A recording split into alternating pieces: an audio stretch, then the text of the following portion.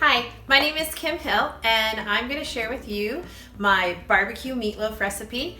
I hope you maybe get a chance to make it sometime. It's a meatloaf that people don't usually expect. When you say, we're having meatloaf, a lot of times people go, eh, but this is a meatloaf that is not your regular meatloaf, so I hope you enjoy it. So I have to admit, I'm one of those people that when you say meatloaf, I'm not interested. It's not really something that I have any great childhood memories from. Not that my mom didn't make meatloaf well, but I just didn't really like it. And my husband asked me to make meatloaf and I was not excited. So I started kind of looking around on the internet and I found a recipe that was similar to this, but I wanted to make some changes. And so adding in the spicy sausage and the barbecue sauce and all the different things that I've added to it, I think have just made it just a really fun recipe for my family that we are all able to enjoy.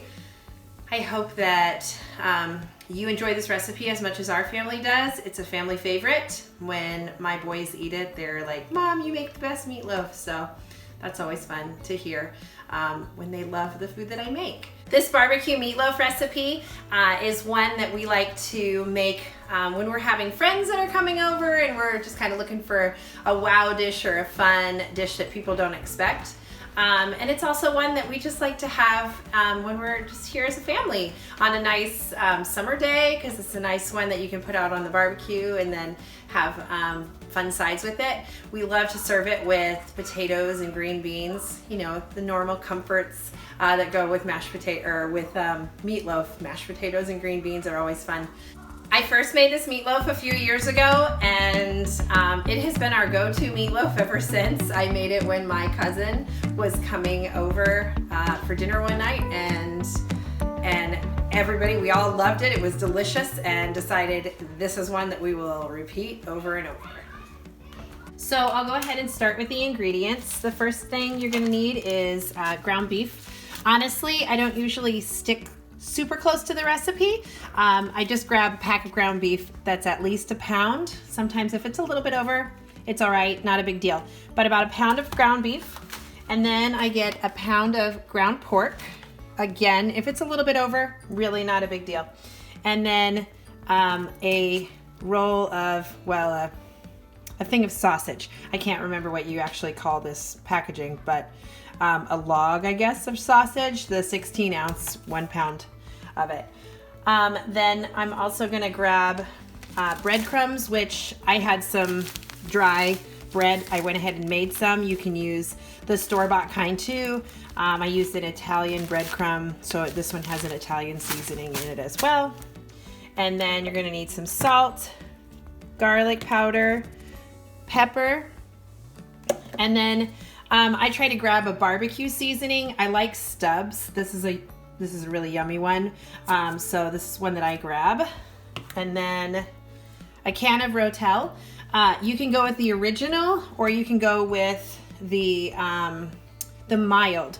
My family does like the original. My younger boys, sometimes it jumps a little bit too much for them. It's a little bit too much of a kick.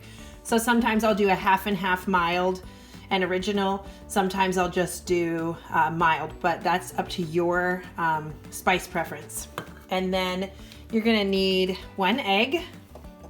You're gonna need milk and then barbecue sauce. And I have this one, Sweet Heat. Grab whatever barbecue sauce is your favorite. I like to combine Sweet Heat. I really do, like I said, I do like the Stubbs brand. But I combine the Sweet Heat with the Honey Barbecue Sweet Baby Ray's. Again, that's because my kiddos sometimes can't handle the really amazing, delicious spice that Dad and I can handle. Next, you're gonna wanna grab a big bowl to mix it all up in, and you can grab a spoon, or if you want, you can just grab a pair of gloves or just get your hands in there and mix it up with your hands. I tend to just add that extra element of it for me because it's just easier, I think, to mix it up really good with my hands. So I'm gonna go ahead and drop my ground pork and my ground beef.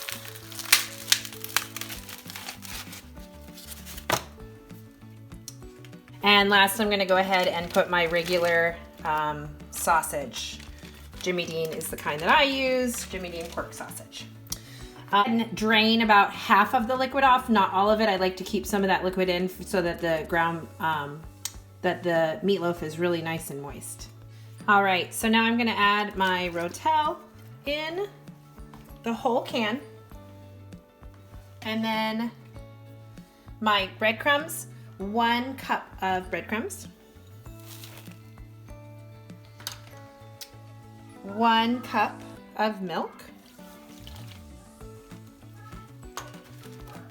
1 egg. And that was a really terrible egg break, but you know, just gotta do what you gotta do. All right. All right.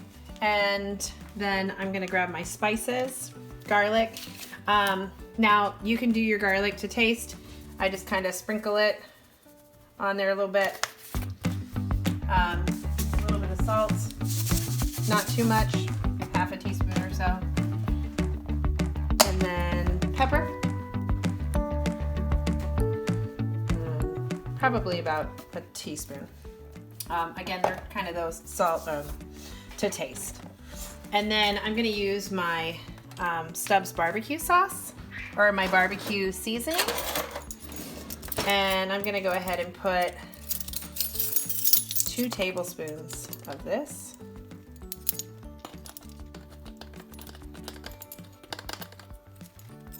All right. And I typically put a little bit of barbecue sauce right into it, but I do add that at the end on top before I bake it.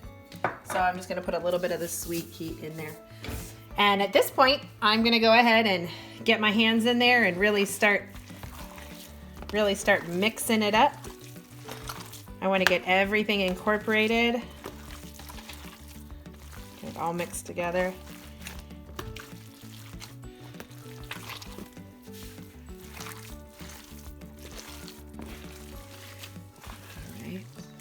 As you can imagine, this is gonna make a pretty big meatloaf with 3 pounds of meat in it.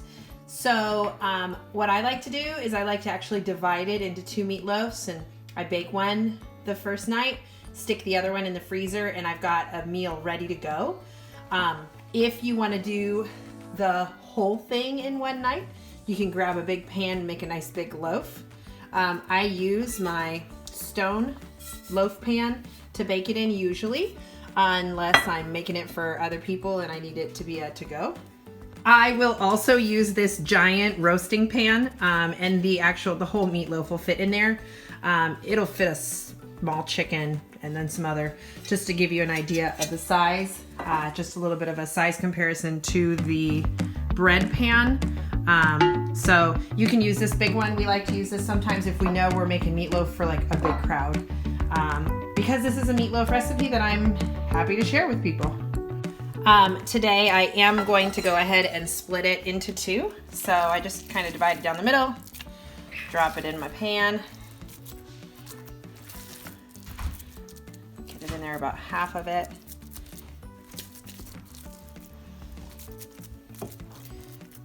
Kind of pack it down, shape it, make it look pretty.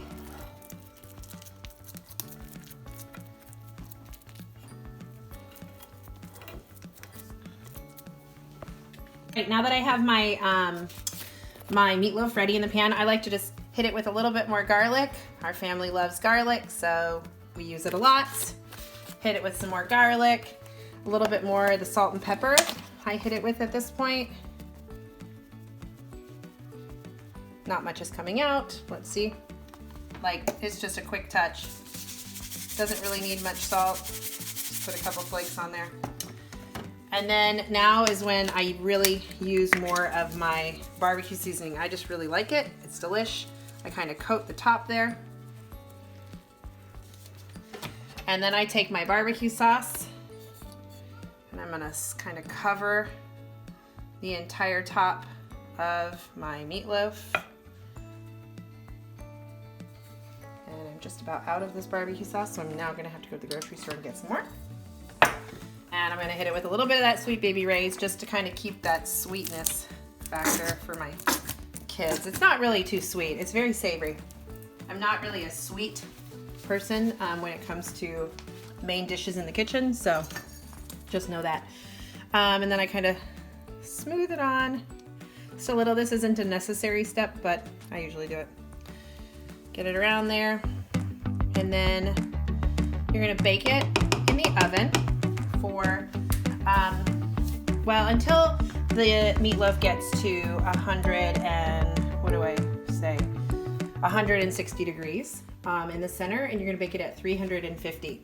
Now, you want to bake it in the oven, or you can bake it on your grill, but you wanna use indirect heat.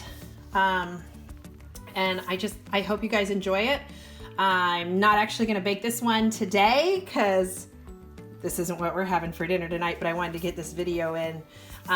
But you can ask James what he thinks of the meatloaf if you're curious, or you can ask any of my family. They all love this meatloaf, and I hope you enjoy it too. As I said, this meatloaf can be made out on the grill, or you can bake it in the oven. When we bake it out on the grill, we have it on indirect heat. We put it on a stone inside of our grill, and so we don't have to cover it. When we put it in the oven, I usually cover it with foil for most of the time and pull it off at the end.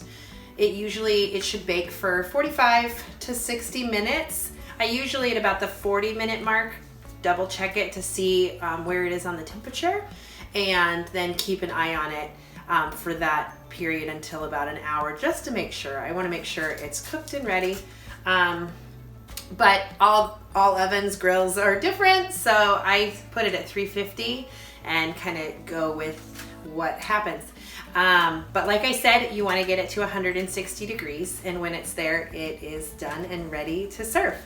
The other thing I said earlier is I do freeze them. When I freeze it, I don't cook it first. I just pop it right in the freezer, and when I'm ready to take it back out, I stick it in the fridge overnight, and I'm ready to go the next day. I hope you're all making the best of this quarantine, and you're just enjoying time with family and trying out new recipes. Have a great day.